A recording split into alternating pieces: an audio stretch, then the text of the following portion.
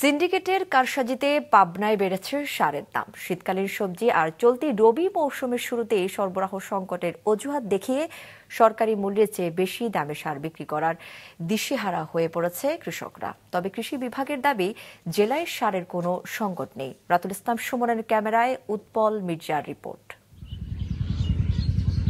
পাবনা সদরের পদ্মা নদী তীরবর্তী গ্রাম বাহিরচর কৃষি প্রধান এই গ্রামের কৃষকেরা এবার কয়েক দফা অতিবৃষ্টিতে গ্রীষ্মকালীন সবজি চাষে লোকসান গুনেছেন। ক্ষতি পুষিয়ে নিতে এখন চলছে মুড়ি কাটা পেঁয়াজ সহ রবি শস্য আবাদের প্রস্তুতি। অথচ সারের কৃত্রিম মূল্য বৃদ্ধির কারণে দিশাহারা হয়ে পড়েছেন কৃষকেরা। এখন আমাদের এখানে প্রচুর পরিমাণ সার লাগবে, কিন্তু আমরা যখন সারের যে দোকানে যাচ্ছি সার আনার জন্য, ওনারা বলতে এখানে সার নেই। বিআরডিসি সার কিনলাম 800 অবস্থা, সেই সার এখন আছে 1400 অবস্থা। এই আমাতাই যদি কিছু মাথায় রাখি উড়া বাসে, তাহলে আমরা যদি না বাসি উড়া বাসি কি করি? আমরা যখন ডিলারের কাছে সার কিনতে যাচ্ছি, ডিলার বলে সারের সাপ্লাই নাই। এখন আপনারা যখন অন্য দোকানে খুচরা দোকানে সার কিনতে যাই, তখন তাদের কাছে পর্যাপ্ত সার আছে, কিন্তু সেখানে দাম বেশি। প্রায় একই চিত্র জেলার সুজানগর, চরতারাপুর ও দুবলিয়া সহ কৃষি প্রধান অনেক গ্রামেই। কৃষকদের অভিযোগ, বাড়তি দাম ছাড়া মিলছে না সার। সরবরাহ সংকটের অজুহাতে খুচরা বাজারে সার বিক্রি হচ্ছে বস্তাপ্রতি 400 থেকে 500 টাকা বেশি দামে। জমির দাম বেশি, এখন সারের দোকানে সার আর বছরের বস্তা প্রতি 300 টাকা বেশি। বাংলাটা আগে কিনতে হলে 1200 টাকা বস্তা, এখন 2000 টাকা বস্তা, তাও পাওয়া যায় না।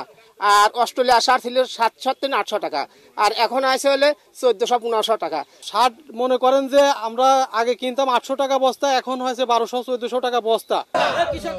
এ ঘটনার প্রতিবাদে কৃষি প্রধান বাহিরচরে প্রতিবাদ কর্মসূচি পালন করেছেন কৃষকেরা।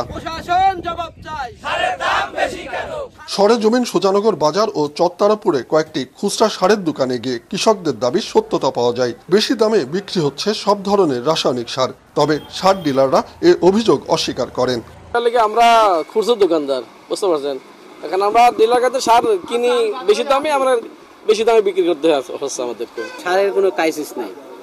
সার আপনার যেটা বরাদ্দ দিয়েছে, আমরা সেই মোতাবেকই কৃষকের মাঝে আমরা বিতরণ করি, মানে বিক্রি করি। কৃষি কর্মকর্তা জানান, এ জেলায় সারের কোনো সংকট নেই।